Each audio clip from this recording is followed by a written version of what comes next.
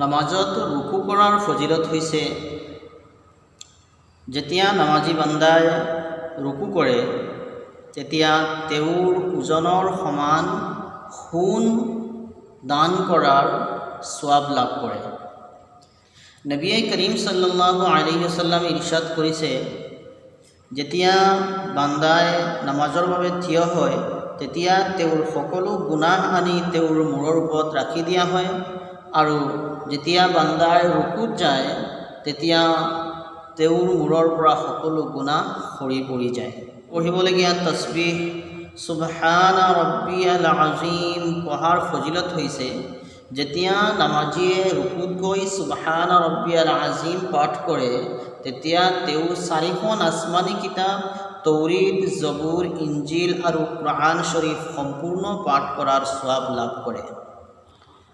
ৰুকুৰ পৰা উঠাৰ সময়ত সামিআল্লাহু লিমান হামিদাহ কোৱাৰ ফজিলত হৈছে বান্দাই যেতিয়া ৰুকুৰ পৰা উঠাৰ সময়ত সামিআল্লাহু লিমান হামিদাহ কয় আল্লাহ পাক তবাৰক ও তাআলাই তেতিয়া সেই বান্দাৰ প্ৰতি তেওঁৰ ৰহমতৰ দৃষ্টিৰে চায়।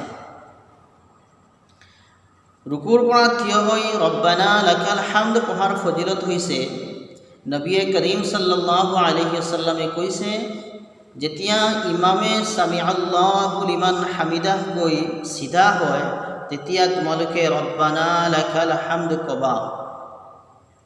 যিজনে ৰব্বানা লাকাল হামদ পঢ়ে আল্লাহ পাক তবাৰক ও তাআলাই তেওঁৰ পূৰ্বৰ সকলো গুনাহ মাফ কৰি দিয়ে। সুবহানাল্লাহ। নামাজ সম্পৰ্কীয় প্ৰয়োজনীয় সূৰা, কেৰাত, দোৱা, মাসাইল আদি দৈনিক শিকিবলৈ লগতে ইছলামিক প্ৰাথমিক জ্ঞান অৰ্জন কৰিবলৈ আমাৰ চেনেলটো ছাবস্ক্ৰাইব কৰি লগত থকা বেল আইকনটো প্ৰেছ কৰি অল নটিফিকেশ্যন অন কৰি ৰাখিব। আসসালামু আলাইকুম ওয়া ৰাহমাতুল্লাহি ওয়া বাৰাকাতুহু।